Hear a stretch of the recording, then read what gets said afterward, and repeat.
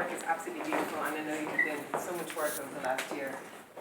Also, I just noticed Liam Slattery here, and there's new framing on the works, which I never really worry about the framing, but I really think the framing works fantastically well this time, so congratulations.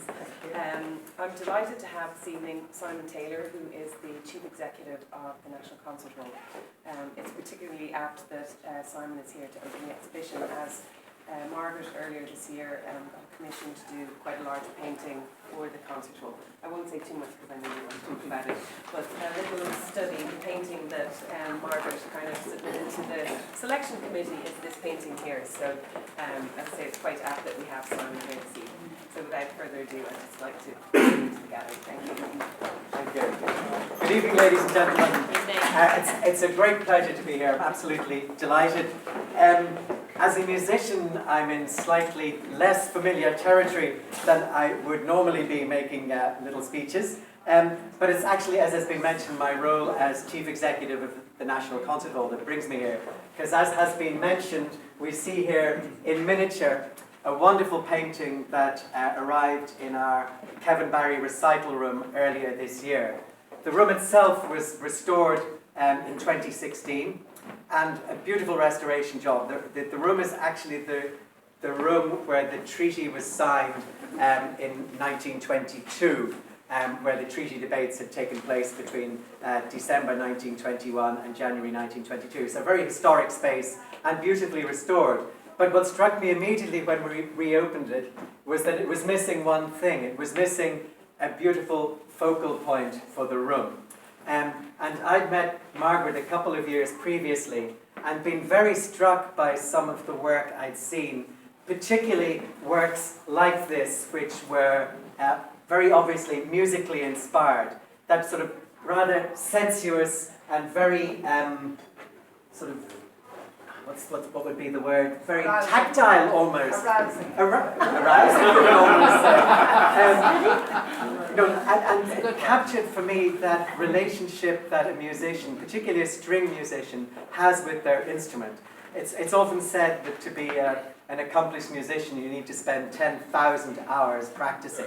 So if you think you spend 10,000 hours with your violin tucked under your chin, or in my case, your guitar sitting on your lap, you do form a rather intimate relationship with your instrument. And I think the way in which Margaret has captured that in the painting, and particularly in the large version in the Kevin Barry room, is wonderful. And just on Tuesday night, for instance, we opened our chamber music season. We took the liberty of using Margaret's artwork as the design running through the advertising for the chamber music season, and sitting listening to Schubert and Beethoven with that backdrop is a wonderful experience, and it's continuously admired by our audience, so it's already a very iconic presence in the National Concert Hall. The connection between music and visual art, of course, is strong. We refer to our histories in the same way. We talk about the Renaissance and the Baroque and Impressionism, and we borrow each other's language. I mean, musicians talk about instrumental line and structure and colour, and artists talk about rhythm and harmony in their work. And what struck me in the painting we have was, I'm a huge fan of Picasso, maybe because Picasso, like myself, was a huge fan of the guitar. And there's a lovely painting by Picasso called Old Man with Guitar, where he is draped around his instrument, and it has that same quality of that absolute contact with the instrument. And I also love a line Picasso had, which in a way could be a motto, I think, for a lot of art since, which is that I paint not what I see, but what I know to be there, which I think is a lovely idea. And thinking about the connections between music and art, I came across another one which I didn't know from before. And it's not by an artist I'm particularly fond of, but I just thought the line was wonderful. It's Vasily Kandinsky, who was actually a friend of the composer Schoenberg, which is where I know the connection from. But he had this lovely line, is that I have little thought for houses and trees, painting lines and blobs on the canvas with my palette knife and making them sing just as powerfully as I can. And I thought that idea of making a painting sing was wonderful, and perhaps that's what I pick up from Margaret's work, is that it sings to me.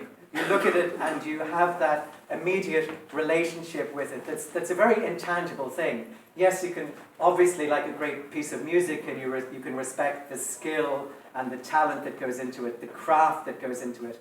But like a great piece of music as well, you know that as you get to know it better, it's going to keep giving you more and more back. So rather like our painting in the National Concert Hall, I know any of you who are lucky enough to purchase one of these paintings and have it at home will have that same relationship with it, that over time it'll give you more and more, and who knows, it might even sing for you. So enjoy. Thank you.